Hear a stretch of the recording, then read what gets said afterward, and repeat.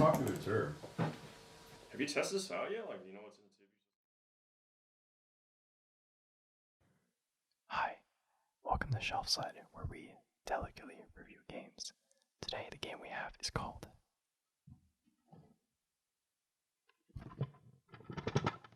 Taboo. Shh, Taboo. It's taboo. You can't say that. Shh, quiet. Shh, quiet. Shh. You can't just say anything in this game. Taboo is a guessing game for 4 or more players, where players take turns guessing the secret word, but the clue giver cannot say certain prohibited words while giving clues. Now, let us gently unravel what is in this box.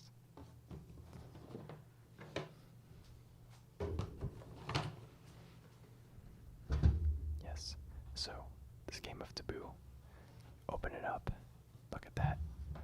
One good old rulebook, double-sided. It's like cardboard. It feels pretty cool. Lasted us at least 10 years.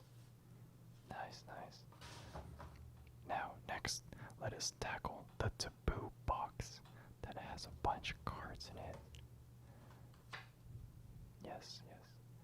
Now, when you open this box up, you're gonna find there's a bunch of cards, but they're all double-sided, which is very cool for replayability.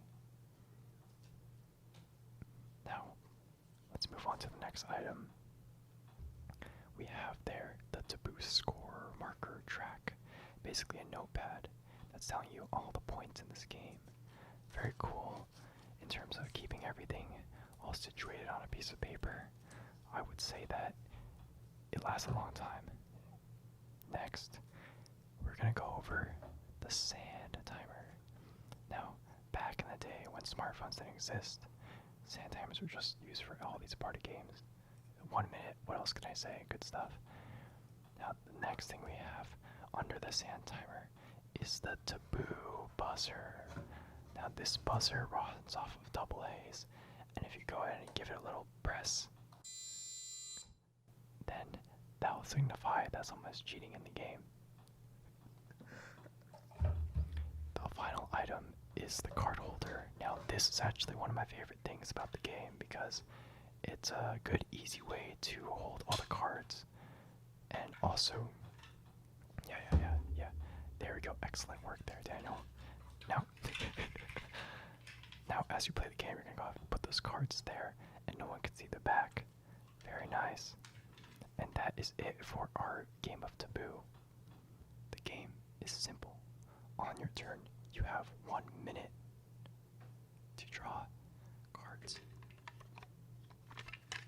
1 by 1, and give clues to your teammates. However, on the card, there's a bunch of taboo words, and you can't say the taboo words when giving your clue.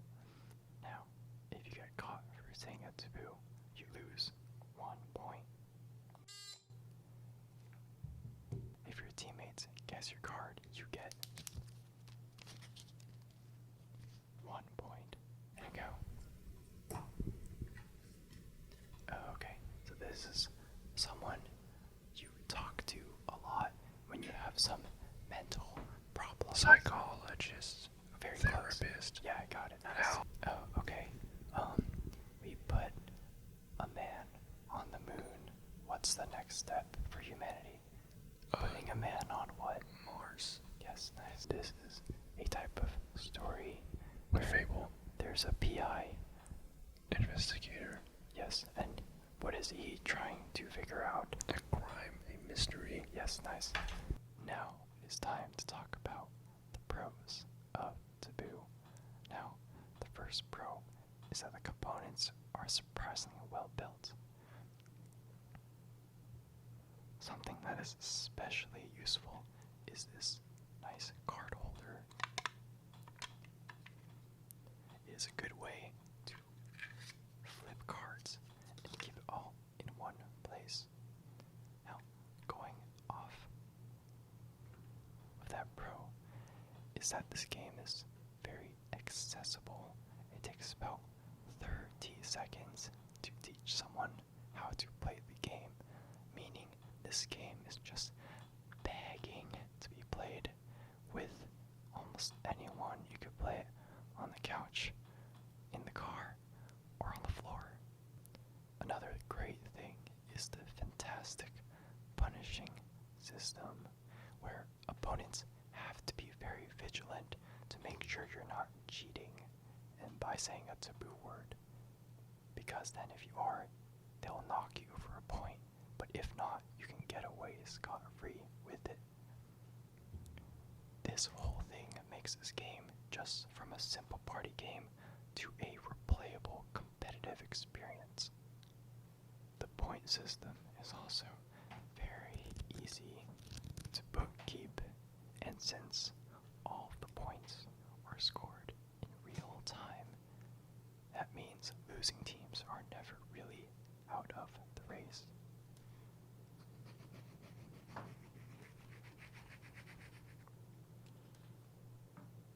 Now, to move on to the cons of Taboo. The first con is that there's a lot of cultural references in this game which are a little annoying and feel like maybe they should have had their own game or something. For example, we have this card, Kenneth Starr. Now, I have no idea who that is whatsoever. The second one is that the franticness of this game and the speed may not be for everyone, especially if they're not a native English speaker. Now it is time for the last con of Taboo, which is these green and purple cards are supposed to be different from each other in difficulty, but when we played, we couldn't really tell much of a difference. Hello, it's time for the recommender score.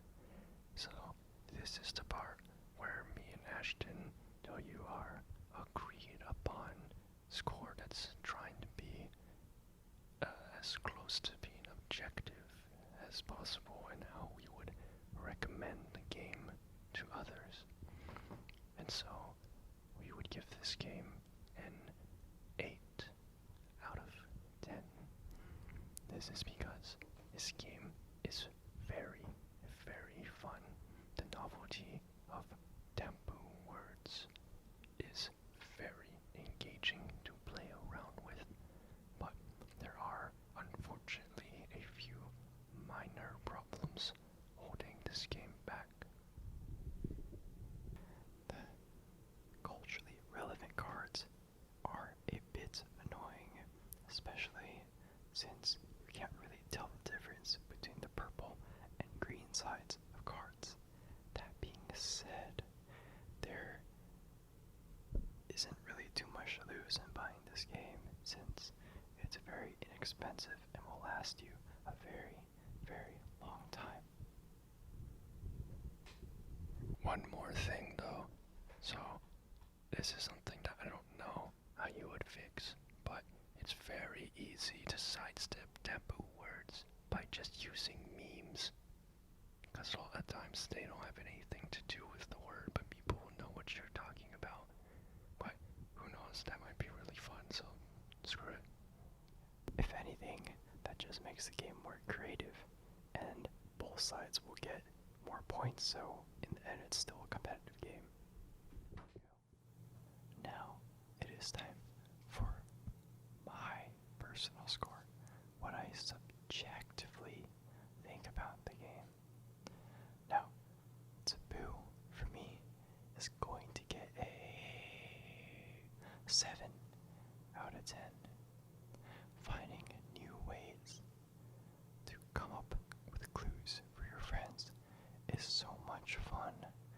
Tons of critical thinking, and even when you see the same card more than once, you have different ways of explaining it. I would bump up this game's rating if it didn't have any culturally relevant cards, but still, I find myself playing this game sometimes too much, which is not really such a bad thing after all. What's up, guys? It's me, Daniel, to give you my personal score about Taboo. So I would give this game a 7 out of 10 because it's a good game, not quite great. This game has a much better novelty factor than most other party games out there because having to come up with unique ways to describe words is a fun little brain bender, but the novelty of that, for me at least, wears off real quick. Taboo is such a party game classic that would be a shame to skip out on it. Please buy it now. Once you've taken off those headphones to play the game, you'll have a blast. This is Shelfside Reviews. Thank you guys for watching. Sorry. Oh, okay. When you call someone Ghostbusters. and then Police. it goes to this sound that says, "Oh, please leave a blank Answering machine voicemail.